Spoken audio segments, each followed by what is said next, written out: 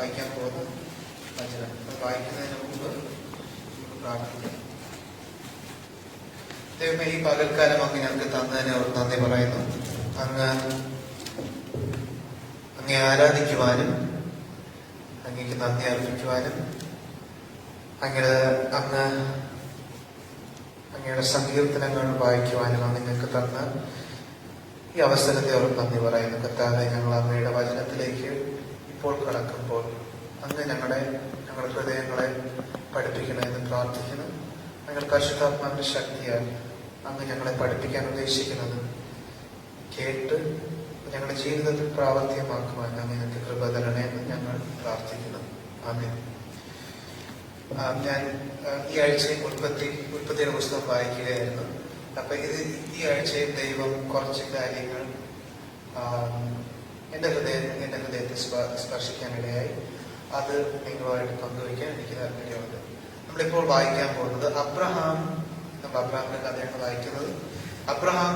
അബ്രഹാമിന്റെ സഹോദരനായ ലോത്തിന്റെ കഥകളാണ് ആ ഭാഗങ്ങളാണ് നമ്മൾ ഇന്ന് വായിക്കാൻ പോകുന്നത്. 2 ഭാഗങ്ങളാണ് ഇന്ന് എനിക്ക് വായിക്കാൻ ആഗ്രഹമുള്ളത്. ആദ്യം, അബ്രഹാം ഒരു ദിവസം ദൈവത്തിന്റെ ദൂതന്മാർ അബ്രഹാം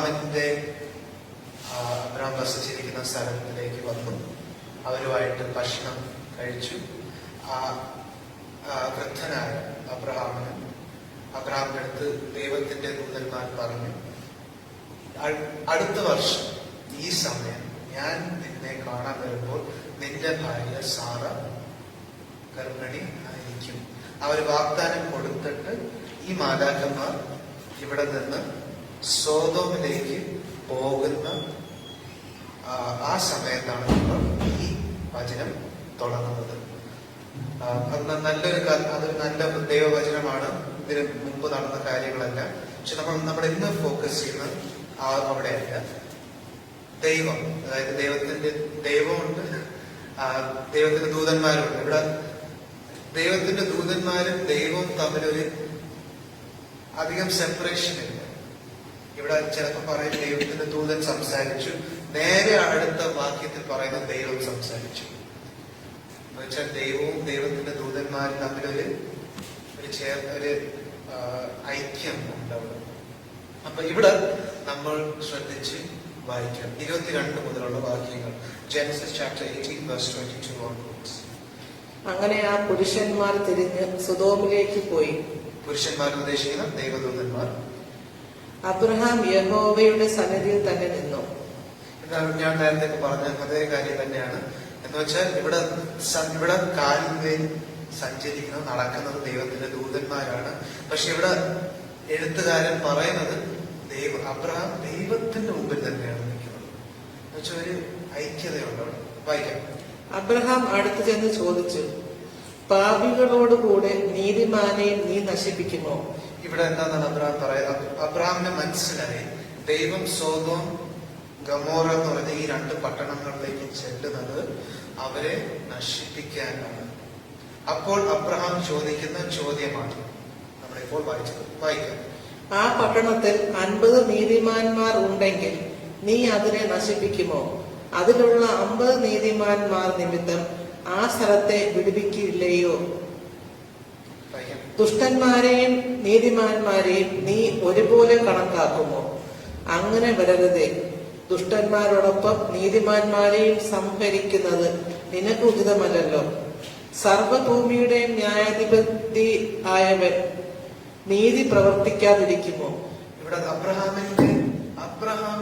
അബ്രഹാമിന്റെ ദൈവവുമായിട്ടുള്ള ബന്ധം നമ്മൾ ശ്രദ്ധിച്ച് വായിക്കണം. ഇവിടെ എന്താണ് നടക്കുന്നത്? ദൈവം ഇപ്പൊ നമ്മളെ സങ്കീർത്തനം 7 നമ്മൾ വായിച്ചു. എന്നുവെച്ചാൽ ദൈവം സർവജ്ഞാനിയാണ്, സർവ അധികാരിയാണ്, എല്ലാത്തിനെയും നീതി നടപ്പിലാക്കുന്നതാണ് നമ്മുടെ ദൈവം. ഈ ദൈവമാണ് പറയുന്നത്, ഞാൻ ഈ പട്ടണത്തെ നശിപ്പിക്കാൻ പോകുന്നു. കൽപ്പന ഇട്ട് കഴിഞ്ഞു. പക്ഷെ എന്നാലും അബ്രഹാം എന്താണ് ചെയ്തത്? അബ്രഹാം ദൈവത്തിനോട് പറയുന്നു, ഇത് നിനക്ക് ഉചിതം അല്ല. നമ്മളൊന്ന് ചിന്തിച്ചു നോക്ക്. വെറും മനുഷ്യനായ അബ്രഹാം, ഇത് ഒരു ദുഷ്ടനായ മനുഷ്യനല്ല, ദൈവത്തിന് പ്രീതികരമായ ഒരു മനുഷ്യനാണ് അബ്രഹാം. ദൈവം വേറെ ഒരു മനുഷ്യന് കൊടുക്കാത്ത ഒരു വാഗ്ദാനം കൊടുത്ത ഒരു മനുഷ്യനാണ് ഈ അബ്രഹാം. ഈ അബ്രഹാം തന്നെയാണ് സർവശക്തനായ സർവജ്ഞാനിയായ ദൈവം ഒരു ഉത്തരവിട്ടപ്പോൾ ഈ മനുഷ്യൻ പറയുന്നു, ഇത് നിനക്ക് ഉചിതമല്ല.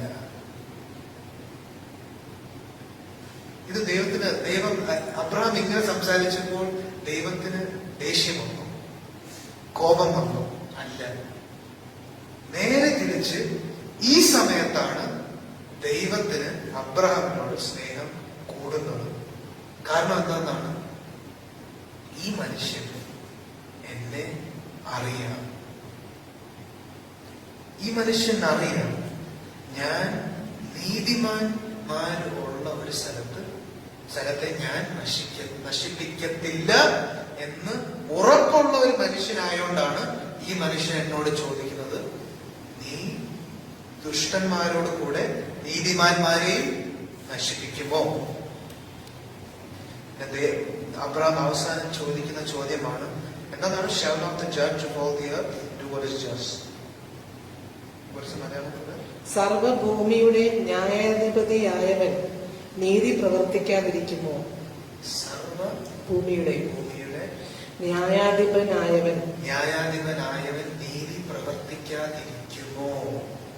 ഇത് ദൈവം പറയുന്നതല്ല, അബ്രഹാം ദൈവത്തിനോട് പറയുന്നതാണ്. നീതിമാനല്ലേ, നീ നീതി പ്രവർത്തിക്കാതിരിക്കുമോ? വായിക്കാം. അതിന് യഹോവ, ഞാൻ സൊദോമിൽ പട്ടണത്തിനുള്ളിൽ 50 നീതിമാന്മാരെ കണ്ടെത്തുമെങ്കിൽ അവർ നിമിത്തം ഞാൻ ആ സ്ഥലം മുഴുവനായി രക്ഷിക്കും എന്ന് അരുളി ചെയ്തു. അബ്രഹാം വീണ്ടും, പൊടിയും ചാരവും ആയ ഞാൻ കർത്താവിനോട് സംസാരിക്കുവാൻ തുനിഞ്ഞുവല്ലോ. ഒരു പക്ഷെ 50 നീതിമാന്മാരിൽ നിന്നും 5 പേര് കുറഞ്ഞു പോയാൽ ആ 5 പേര് നിമിത്തം നീ ആ പട്ടണത്തെ മുഴുവൻ നശിപ്പിക്കുമോ എന്ന് ചോദിച്ചു. അവിടെ 45 പേരെ കണ്ടെത്തുമെങ്കിൽ ഞാൻ അതിനെ നശിപ്പിക്കുകയില്ല എന്ന് അവൻ അരുളി ചെയ്തു. അവൻ വീണ്ടും സംസാരിച്ചു, 40 പേരെ അവിടെ കണ്ടെത്തിയാലോ? 40 പേരെ അവിടെ കണ്ടെത്തുമെങ്കിൽ ഞാൻ അതിനെ നശിപ്പിക്കുകയില്ല എന്ന് അവൻ അരുളി ചെയ്തു. അവൻ പിന്നെയും, കർത്താവ് കോപിക്കരുതേ, ഞാൻ സംസാരിച്ചുകൊള്ളട്ടെ, 30 പേരെ അവിടെ കണ്ടെത്തിയാലോ? അതിനവൻ, 30 പേരെ കണ്ടെത്തുമെങ്കിൽ ഞാൻ അതിനെ നശിപ്പിക്കുകയില്ല എന്ന് അരുളി ചെയ്തു. ഞാൻ കർത്താവിനോട് സംസാരിക്കുവാൻ തുനിഞ്ഞുവല്ലോ, അവിടെ 20 പേരെ കണ്ടെത്തിയാലോ എന്നവൻ ചോദിച്ചു. 20 പേര് നിമിത്തം ഞാൻ അത് നശിപ്പിക്കുകയില്ല എന്ന് അവൻ അരുളി ചെയ്തു. അപ്പോൾ അബ്രഹാം, കർത്താവ് കോപിക്കരുത്, ഈ ഒരു പ്രാവശ്യം മാത്രമേ ഞാൻ സംസാരിക്കുകയുള്ളൂ, അവിടെ 10 പേരെ കണ്ടെത്തിയാലോ എന്ന് ചോദിച്ചു. അതിന് 10 പേര് നിമിത്തം ഞാൻ അത് നശിപ്പിക്കുകയില്ല എന്ന് അവൻ അരുളി ചെയ്തു. യഹോവ അബ്രഹാമിനോട് അരുളി ചെയ്ത ശേഷം അവിടെ വിട്ടുപോയി. അബ്രഹാം തന്റെ സ്ഥലത്ത് മടങ്ങിപ്പോയി. ഇവിടെ നമ്മൾ വായിക്കുന്നത് എന്താണെന്നാണ്, അബ്രഹാമിന് ആ പട്ടണത്തില് ലോത്ത് അല്ലാതെ പ്രത്യേകിച്ച് സ്നേഹിതരായിട്ട് ആരും ഉണ്ടെന്ന് ദൈവവചനം നമ്മളോട് പറയുന്നില്ല. തന്റെ ബന്ധുക്കാരോ സുഹൃത്തുക്കളോ ഈ 2 പട്ടണങ്ങളിൽ ലോത്ത് ഒഴിച്ച് ആരും ഉണ്ടെന്ന് ദൈവവചനം ഇവിടെ പറയുന്നില്ല. പക്ഷെ എന്നാലും അബ്രഹാം ഈ പട്ടണത്തിന് വേണ്ടി ദൈവത്തിന്റെ മുമ്പാകെ മധ്യസ്ഥ വ്യക്തിയാണ്. കർത്താവേ, നീ ഇത് ശരിക്കും ചെയ്യാൻ പോവുകയാണ്. ഇവിടെ നീതിമാന്മാരുണ്ടെങ്കിൽ നീ അവരെ വെറുതെ വിടത്തില്ലയോ? ഞാനിത് വായിച്ചപ്പോൾ ഞാൻ ആലോചിക്കുകയായിരുന്നു, നമ്മൾ ദൈവത്തിന്റെ മുമ്പിൽ പ്രാർത്ഥിക്കുമ്പോൾ നമ്മൾ എന്തിനു വേണ്ടിയാണ് പ്രാർത്ഥിക്കുന്നത്? നമ്മുടെ ഹൃദയം എന്തിനു വേണ്ടിയാണ് ഭാരമേൽക്കുന്നത്? ഇവിടെ അബ്രഹാമിന് വേണമെങ്കിൽ ഒരുപാട് കാര്യങ്ങൾക്ക് വേണ്ടി പ്രാർത്ഥിക്കാം ദൈവത്തിന് മുമ്പാകെ. കുറച്ചു മുമ്പ് അബ്രഹാമിന്റെ വിഷമം ദൈവത്തിന് മുമ്പിൽ പറയായിരുന്നു. ഞാൻ ഇത്രയും നാള്, ഞാനിപ്പോ 100 വയസ്സായി, 99 വയസ്സായിരുന്നു. എന്റെ സ്വന്തം മകന്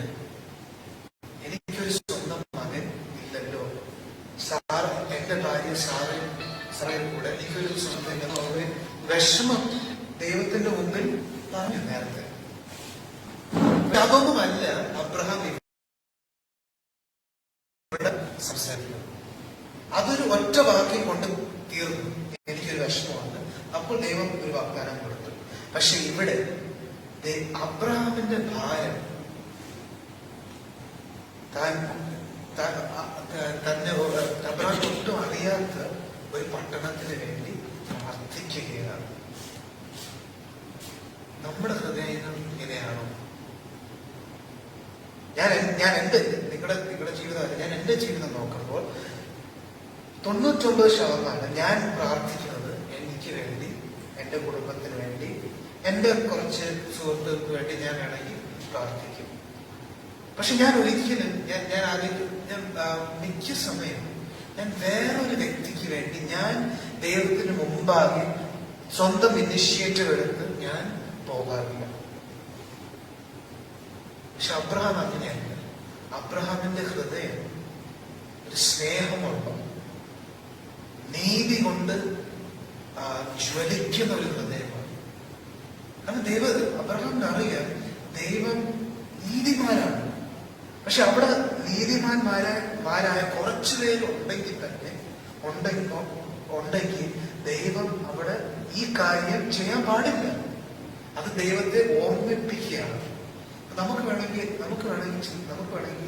ആലോചിക്കാം, ദൈവത്തിന് എന്തിനാണ് മനുഷ്യന്റെ ആവശ്യം? കുറച്ച് കാര്യം ഓർമ്മിപ്പിക്കാൻ. ദൈവമല്ല. ദൈവത്തിന് എന്താണ് അബ്രഹാം വന്ന് ചോദിക്കേണ്ട ആവശ്യം? അങ്ങനെയാണ് നമ്മളെ ഓരോരുത്തരെയും സൃഷ്ടിച്ചിരിക്കുന്നത്. ദൈവത്തിന് ഇതൊന്നും ആവശ്യമില്ല. ഈ അബ്രഹാമിന്റെ അടുത്ത് വരികയും അബ്രഹാമിന്റെ അടുത്ത് പറയുകയും അബ്രഹാം തന്റെ പദ്ധതി പറയുകയും ഇതൊന്നും ചെയ്യാൻ ദൈവത്തിന് ആവശ്യമില്ല. പക്ഷെ ദൈവം അത് സ്നേഹപൂർവ്വം കൊടുക്കുകയാണ്. കാരണം ദൈവം മനുഷ്യനായിട്ട് ബന്ധം സ്ഥാപിക്കുവാനാണ് ആഗ്രഹം. അപ്പൊ നമ്മൾ നമ്മുടെ അയൽക്കാർക്ക് വേണ്ടി, നമ്മുടെ പട്ടണത്തിന് വേണ്ടി, നമ്മുടെ രാജ്യത്തിന് വേണ്ടി നമ്മൾ ഇങ്ങനെ പ്രാർത്ഥിക്കുന്നില്ലെങ്കിൽ നമുക്ക് ആ ഒരു ഹൃദയം ഇതുവരെ വന്നിട്ടില്ല. ആ ഒരു ദൈവം ആഗ്രഹിക്കുന്ന നീതിക്ക് വേണ്ടി ജ്വലിക്കുകയും സ്നേഹമുള്ള ഒരു ഹൃദയം നമുക്ക് ഇതുവരെ നമ്മുടെ ജീവിതത്തിൽ വന്നിട്ടില്ല. ഇനി ഞാൻ വായിക്കാൻ പോകുന്നത് അടുത്ത അധ്യായം, 19-ാം അധ്യായം. ഇത് മൊത്തം വായിക്കാൻ നമുക്ക് സമയമില്ല. 19-ാം അധ്യായം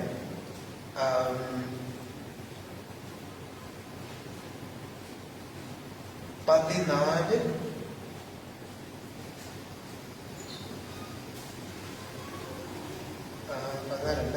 15 മുതൽ വായിക്കാം. അതിനുമ്പിൽ ഇടഎന്താ നടന്ന് ഇതിനുശേഷം ദൈവത്തിന്റെ ദൂതന്മാർ സോദോം ഗൊമോറയിലേക്ക് പോയി. അവിടെ അബ്രഹാമിന്റെ സഹോദരനായ ലോത്ത് അവിടെ താമസിക്കുകയായിരുന്നു. അവിടെ അബ്രഹാം ഈ ദൂതന്മാരെ ക്ഷണിച്ച് അവരെ സേവിച്ചതുപോലെ തന്നെ ലോത്തും അവരെ ക്ഷണിച്ച് സേവിച്ചു.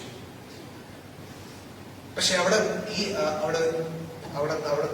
വസിക്കുന്ന സോദോം ഗൊമോറയിൽ വസിക്കുന്ന ആൾക്കാർ ദുഷ്ടന്മാരായിരുന്നു. അതുകൊണ്ട് തന്നെയാണ് ദൈവം ആ പട്ടണത്തെ നശിപ്പിക്കാൻ ഉദ്ദേശിച്ചത്. അപ്പോൾ ഈ മാലാഖമാർ പറയുകയാണ്, ഈ പട്ടണത്തെ ദൈവം ഈ ദിവസം നശിപ്പിക്കാൻ പോകുന്നു. നീയും നിന്റെ കുടുംബവും ഇവിടെ നിന്ന് രക്ഷപ്പെടണം. ഓക്കെ, അവിടെയാണ് നമ്മൾ, നിങ്ങൾക്ക് വായിക്കണമെങ്കിൽ വായിക്കാം. ഇത് നല്ലൊരു ഭാഗമാണ്.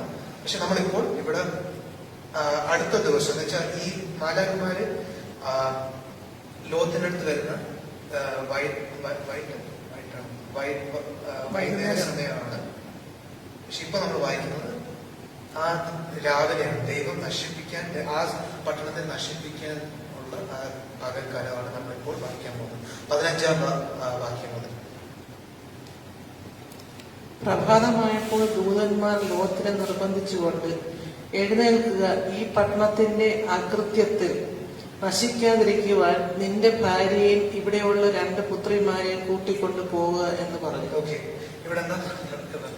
തലേ ദിവസം രാത്രി ഈ മാലാഖമാരാണ് ദൈവത്തിന്റെ ദൂതന്മാരാണെന്ന് ലോത്തിന് വ്യക്തമായിട്ട് അറിയാം. എന്നാലും ലോത്ത് എന്താ കളിച്ചത്? ലോത്ത് കിടന്നുറങ്ങിയാണ്. ലോത്ത് എല്ലാരും കിടന്നുറങ്ങിയാണ്. ലോകത്തിന് എന്താന്ന് ഒരു സീരിയസ്നെസ് ഇല്ല. ഈ ദൂതന്മാര് പറഞ്ഞ ദൂതിന്റെ ഗൗരവം മനസ്സിലായില്ല. മനസ്സിലായെങ്കിലും അതിനെ കുറിച്ചൊന്നും ചെയ്യുന്നില്ല. എന്നുവെച്ചാൽ അവര് ഈ ദൂതന്മാർ വ്യക്തമായിട്ട് പറയാണ് ഈ ദിവസം ഈ പട്ടണം നശിപ്പിക്കാൻ പോവുകയാണ്. പക്ഷെ ലോകത്ത് കിടന്നുറങ്ങുകയാണ്. ലോകത്തിന് അതിനുള്ള ഒരു സീരിയസ്നെസ് ഒന്നുമില്ല. കിടന്നുറങ്ങുകയാണ്. എല്ലാരും, ഭാര്യ ഉറങ്ങുകയാണ്, മക്കൾ ഉറങ്ങുകയാണ്, എല്ലാരും, ആർക്കും ഒരു സീരിയസ്നെസ് ഇല്ല. ഓക്കെ, അതുകൊണ്ടാണ് പറയുന്നത് നീ എഴുന്നേറ്റ് നിന്റെ ഭാര്യയും നിന്റെ 2 മക്കളെയും എടുത്തിട്ട് ഇവിടുന്ന് പോവുക. എന്താണ് 2 പുത്രിമാരും? എന്താണ് ഈ പുത്രിമാര് പ്രത്യേകിച്ച് പറയുന്നത്? കാരണം പുത്രിമാർക്ക് ഭർത്താക്കന്മാരുണ്ട്. പക്ഷെ അവര് ലോത്ത് പറഞ്ഞപ്പോൾ അവരും അത് തള്ളിക്കളഞ്ഞു. ഓക്കെ, വായിക്കാം. 16 വായിക്കാം. അവൻ മടിച്ചു നിന്നപ്പോൾ യഹോവ അവനോട് കരുണ ചെയ്തതിനാൽ ആ പുരുഷന്മാർ അവനെയും അവന്റെ ഭാര്യയെയും 2 പുത്രിമാരെയും കൈക്ക് പിടിച്ച് പട്ടണത്തിന്റെ പുറത്ത് കൊണ്ടുചെന്നാക്കി. ഓക്കെ, ഇവിടെ ഒരുപാട് കാര്യങ്ങളുണ്ട്. ഇവിടെ എന്താണ് എഴുതിയിരിക്കുന്നത്? ഇതെല്ലാം കേട്ടിട്ട്, ഇതെല്ലാം രാത്രി കേട്ടു, എല്ലാ കാര്യങ്ങളും കേട്ടു. ഇപ്പോൾ വീണ്ടും പറഞ്ഞ് നീ എഴുന്നേറ്റ് ഇവിടുന്ന് പോവുക. വീണ്ടും മാലാഖമാരും പറയാണ്. പക്ഷെ എന്നിട്ടും മടിച്ചിരിക്കും.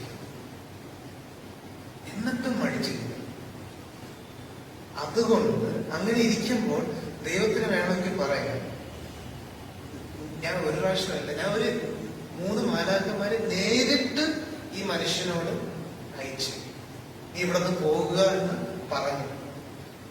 1 തവണയല്ല, 2 തവണയല്ല, ഇത് 3ാമത്തെ പ്രാവശ്യമാണ് ദൈവത്തിന്റെ ദൂതന്മാര് ലോകത്തിനോട് നേരിട്ട് പറയുന്നത്, നീ ഇവിടുന്ന് പോകുകയും നിന്റെ മക്കളെ രക്ഷിക്കുക, ഇവിടുന്ന് ഓടിപ്പോകുക. പക്ഷെ എന്നാലും മടിച്ചിരിക്കുന്നു. പക്ഷെ എന്തുകൊണ്ടാണ് ദൈവം എന്നിട്ടും നിർബന്ധം ഇവിടെ എന്താന്ന് പറയുന്നത്? ഈ മാലാഖമാർ കയ്യിൽ പിടിച്ച് വലിച്ച് ഇറക്കിയാണ് ഇവരെ കൊണ്ടുപോകുന്നത്. എന്നുവെച്ചാൽ അവർക്ക് ആ പട്ടണം വിടാൻ ഒരു താല്പര്യമില്ല. ഇവിടെ എന്താ എടുക്കുന്നത്? ലോത്തിനെ മാത്രമല്ല, ലോത്തിനെ ഭാര്യയും 2 പുത്രിമാരെയും കയ്യിൽ പിടിച്ച് വലിച്ചിറക്കിയാണ് കൊണ്ടുവരുന്നത്. എന്തുകൊണ്ടാണ് ഇവിടെ പറയുന്നത്? ദൈവം അവനെ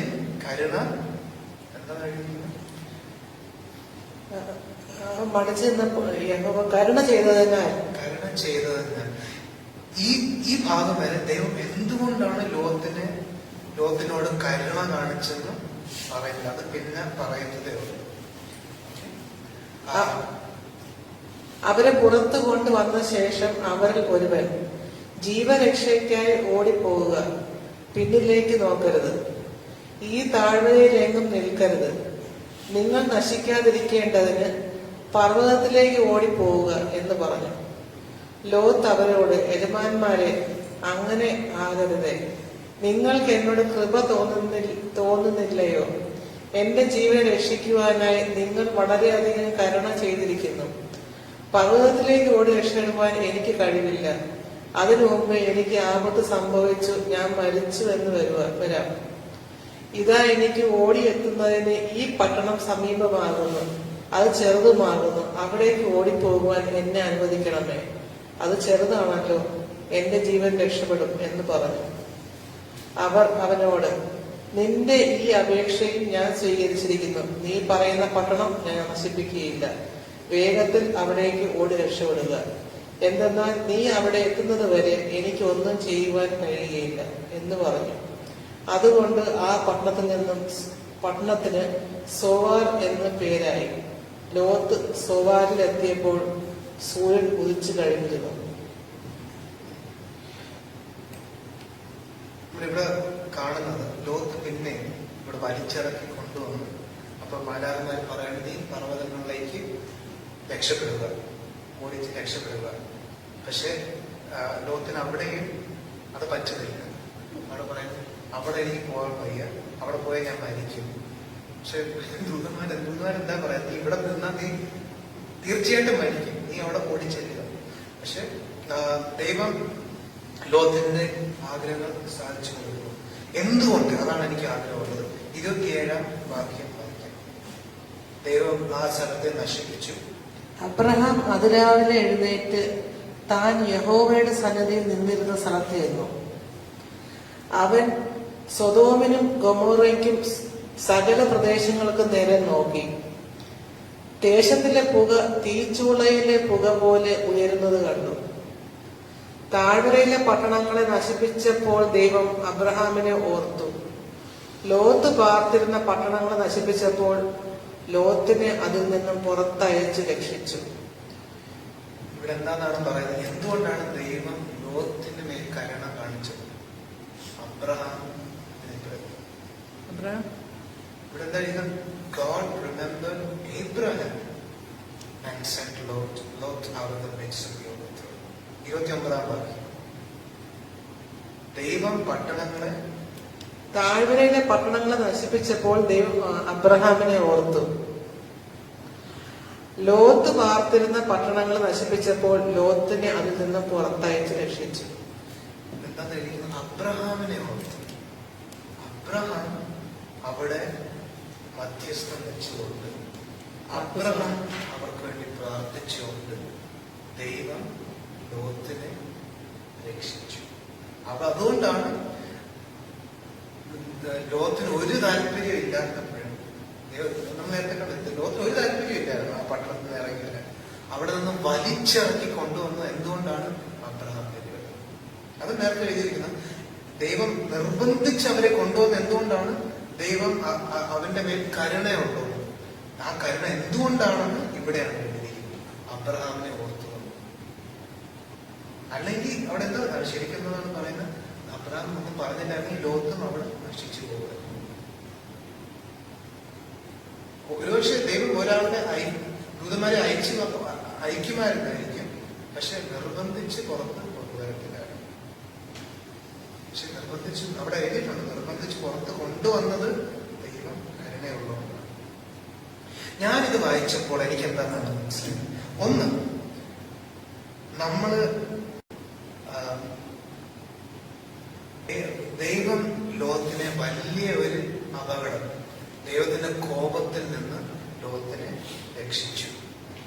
പക്ഷെ ലോകത്തിന് ആഗ്രഹമുണ്ടായിരുന്നു, ഒരു ആഗ്രഹം അവസാന നിമിഷം വരെ ആഗ്രഹമില്ലായിരുന്നു. ഒരു സോദോം ഗൊമോറയിലുള്ള മനുഷ്യർക്ക് അവർക്കറിയത്തില്ലായിരുന്നു ദൈവം ഇതൊന്നും നശിപ്പിക്കാൻ പോകുന്നു. അവർക്ക് അറിയാമായിരുന്നെങ്കിൽ ഒരുപക്ഷെ അവരിൽ ചിലവര് ഓടിപ്പോകുമായിരുന്നു. പക്ഷെ ലോകത്ത് അങ്ങനെയല്ല. ലോകത്തിന് അറിയാം നശിപ്പിക്കാൻ പോകുന്നു. എന്നിട്ടും അവിടെ നിന്ന് അനങ്ങാൻ ഒരു പദ്ധതിയില്ല. എന്നിട്ടും ദൈവം ലോകത്തിനെ രക്ഷിച്ചു. അങ്ങനെ നമ്മുടെ ജീവിതങ്ങളെ ആലോചിക്കുകയാണെങ്കിൽ നമ്മൾ ദൈവത്തിന്റെ ശത്രുക്കളായിരുന്നു. ഇതാണ് പൗലോസ് പറയുന്നത്. നമ്മൾ ദൈവത്തിന്റെ ശത്രുക്കളായിരുന്നു. ശത്രുക്കൾ ആയിരുന്നപ്പോൾ ദൈവം തന്റെ സ്വന്തം പുത്രനെ നമുക്കായി എന്താണ് പറയുന്നത്? നമുക്ക് വേണ്ടി മരിക്കാൻ വിട്ടു. ശത്രുക്കളായ നമ്മളെ. അങ്ങനെയാണെങ്കിൽ നമ്മൾ നമ്മുടെ ജീവിതങ്ങൾ നോക്കുമ്പോൾ നമുക്ക് ദൈവത്തിലോട് തിരിയാൻ, ഞാൻ എന്റെ ജീവിതം ഞാൻ നോക്കുകയാണെങ്കിൽ ഞാൻ ദൈവത്തിനോട് തിരിയാൻ എനിക്കൊരാഗ്രഹമില്ലായിരുന്നു ചില സമയങ്ങളിൽ. പക്ഷെ ദൈവമാണ് നമ്മളെ രക്ഷിച്ചത്. ദൈവമാണ് ആദ്യം സ്റ്റെപ്പ് എടുത്തത്. ദൈവമാണ് ആദ്യം നമ്മുടെ ജീവിതങ്ങളിൽ പാപം കൊണ്ട് നിറഞ്ഞ, വേദന കൊണ്ട് നിറഞ്ഞ, ഈ ലോകത്തിന്റെ ഭാരങ്ങൾ കൊണ്ട് നിറഞ്ഞ നമ്മുടെ ജീവിതങ്ങളിൽ വന്ന് നമ്മളെ വലിച്ചിറക്കി കൊണ്ടുവന്നത് ദൈവമാണ്. നമുക്കതിൽ നിന്ന് മാറാനുള്ള ഒരാഗ്രഹവുമില്ല. ദൈവമാണ് ചെയ്യുന്നത്.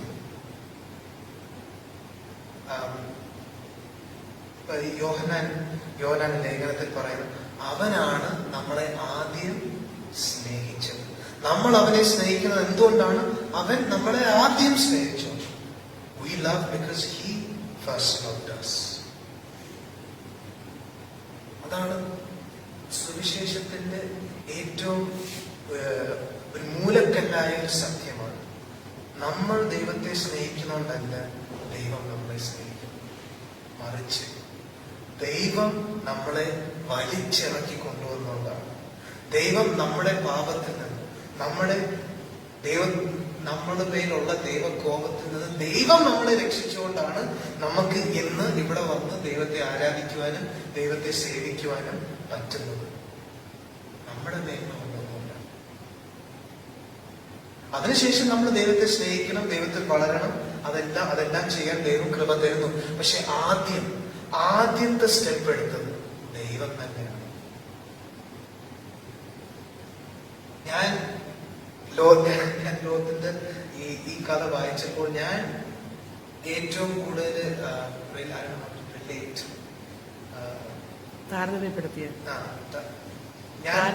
എന്നെ തന്നെ താരതമ്യപ്പെടുത്തിയത് അബ്രാമെ കൊണ്ടല്ല, ലോകത്തിന്റെ ആ അവസ്ഥയാണ് എനിക്ക് ഞാൻ തന്നെയാണെന്ന് എനിക്കൊരു തോന്നൽ വന്നത്. കാരണം ഞാനും എങ്ങനെയാണ് പല സമയം ദൈവം എന്റെ അടുത്ത് പറയുന്നത് ഇത് ചെയ്യരുത്, ഇത് ചെയ്താൽ നിനക്ക് വിഷമം വരും, നഷ്ടം വരും. പക്ഷെ എനിക്കെപ്പോഴും മടിയാണ് എന്റെ വഴിയിൽ നിന്ന് മാറുക. പക്ഷെ ദൈവം വലിച്ച് കൊണ്ടുവന്നാല് പലപ്പോഴും നമ്മുടെ പ്രശ്നങ്ങളിൽ നിന്ന് നമ്മൾ മാറി വരുത്തുള്ളൂ. ഞാനൊരു ഇത് പറയാൻ ഉദ്ദേശിച്ചത്, നമ്മളിവിടെ നിൽക്കുന്നത് നമ്മുടെ നിയമം കൊണ്ടല്ല, ദൈവത്തിന്റെ അർഹിക്കാത്ത സ്നേഹം നമ്മുടെ ജീവിതങ്ങളിൽ ഉള്ളതുകൊണ്ടാണ്. പിന്നെ ഒരു കാര്യം കൂടെ എനിക്ക് ഒരുപക്ഷെ നമ്മുടെ ജീവിതങ്ങളിൽ നമ്മൾ പ്രാർത്ഥിക്കുന്ന ചില ആൾക്കാർ, നമ്മൾ സ്നേഹിക്കുന്ന ചില ആൾക്കാർ കാണാം. അവരൊരു പക്ഷേ ദൈവത്തിന്റെ കൂടെ നടക്കുന്നവരായിരിക്കത്തില്ല, ഒരുപക്ഷെ നമ്മൾക്കെതിരെ തിന്മ ചെയ്ത ആൾക്കാരായിരിക്കും, എന്തുതന്നെ ആയിരിക്കട്ടെ. നമ്മൾ അവർക്ക് വേണ്ടി പ്രാർത്ഥിക്കാൻ നിർത്തരുത്. ഇവിടെ നമ്മളെയും ദൈവം വലിച്ചിറക്കി കൊണ്ടുവന്ന ഒരു ദൈവമാണെങ്കിൽ അവരെയും ഒരു ദിവസം ദൈവത്തിന് അങ്ങനെ ചെയ്യാൻ പറ്റും. അവരെയും അവരുടെ അവസ്ഥകളിൽ നിന്ന് ദൈവത്തിന് അവരെ മോചിപ്പിക്കാൻ പറ്റും. അബ്രഹാം പ്രാർത്ഥിച്ചതുപോലെ നമുക്കും പ്രാർത്ഥിക്കാം. നമുക്ക് നമ്മുടെ ഈ പട്ടണങ്ങൾക്ക് വേണ്ടി, നമ്മുടെ രാജ്യത്തിന് വേണ്ടി നമ്മൾ അബ്രഹാമിനെ പോലെയുള്ള വ്യക്തിയായിരിക്കും. എന്ന് വെച്ചാൽ ദൈവം പറഞ്ഞു ഞാൻ നശിപ്പിക്കാൻ പോകും. പക്ഷെ എന്നാലും അബ്രഹാം പറഞ്ഞു പറ്റത്തില്ല, നീ നീതിമാനാണ്, നീ രക്ഷപ്പെടുത്താതെ പറ്റത്തുള്ളൂ. അങ്ങനത്തെ ഉള്ള ഹൃദയം നമുക്ക് നമുക്ക് ദൈവത്തോട് പ്രാർത്ഥിക്കാം. നമുക്ക് അവിടെ വേണ്ടിയിട്ട് വരുന്നു.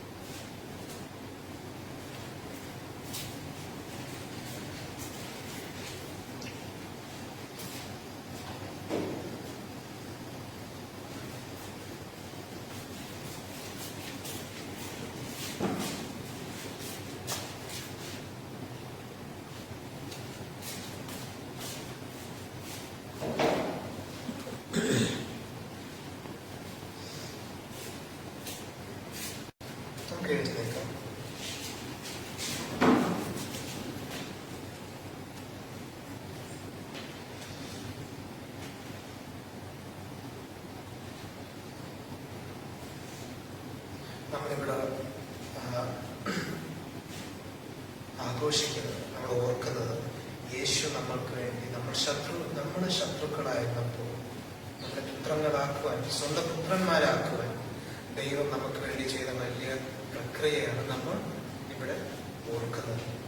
നമ്മൾ നമ്മുടെ പാപത്തിൽ ഇരുന്നപ്പോൾ ദൈവത്തിലേക്ക് തിരിയുവാൻ ഒരാഗ്രഹമില്ലാത്തപ്പോൾ ദൈവം തന്റെ സ്നേഹത്താൽ, തന്റെ നീതിയിൽ നമ്മളെ വലിച്ചിറക്കിക്കൊണ്ട്, സാത്താന്റെ ശക്തിയിൽ നിന്ന് വലിച്ചിറക്കിക്കൊണ്ടുവന്ന് തന്റെ സ്വന്തമാക്കിയ ആ വലിയ പ്രക്രിയ, ആ വലിയ സ്നേഹത്തിന്റെ പ്രക്രിയയാണ് നമ്മൾ ഈ അപ്പവും വീഞ്ഞിൽ കൂടെ നമ്മൾ ഓർക്കുന്നത്. ഞാൻ കർത്താവിൽ നിന്ന് പ്രാപിക്കുകയും നിങ്ങളെ ഏൽപ്പിക്കുകയും ചെയ്തതെന്നാൽ, കർത്താവായ യേശുവിനെ ഒറ്റിക്കൊടുത്ത രാത്രി അവൻ അപ്പമെടുത്ത് സ്തോത്രം ചെയ്തു നോക്കി, അതിനുശേഷം ഇങ്ങനെ അരുളി ചെയ്തു, ഇത് നിങ്ങൾക്ക് വേണ്ടിയുള്ള എന്റെ ശരീരമാകുന്നു, എന്റെ ഓർമ്മയ്ക്കായി ഇത് ചെയ്യുക.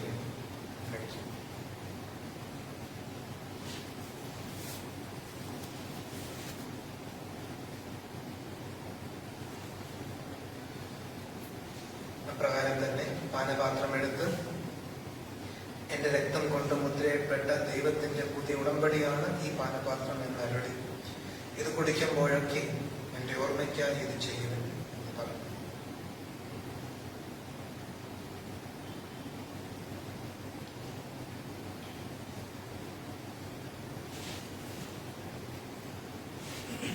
ഈ അപ്പത്തിന്റെയും ഈ പാനപാത്രത്തിൽ നിങ്ങൾ കുടിക്കുകയും ചെയ്യുമ്പോഴൊക്കെ കർത്താവ് എന്നതുവരെ അവിടുത്തെ മരണത്തെ കുറിച്ച് നിങ്ങൾ പ്രസ്താവിക്കുന്നു. സമയം പാസ്റ്റർ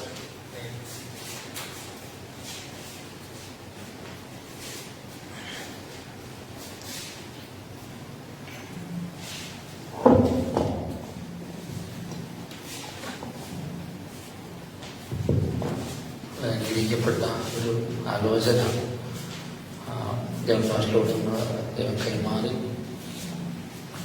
അബ്രഹാമിനെ ഓർത്ത് ലോകത്തിനെ വിടുവിച്ച ദൈവം പിടിച്ചു കൊല്ലുന്നൊരു മെസ്സേജായിരുന്നു ചുരുങ്ങിയ സമയത്തിനുള്ളിൽ നിമിഷത്തിലൂടെ കേട്ടത്.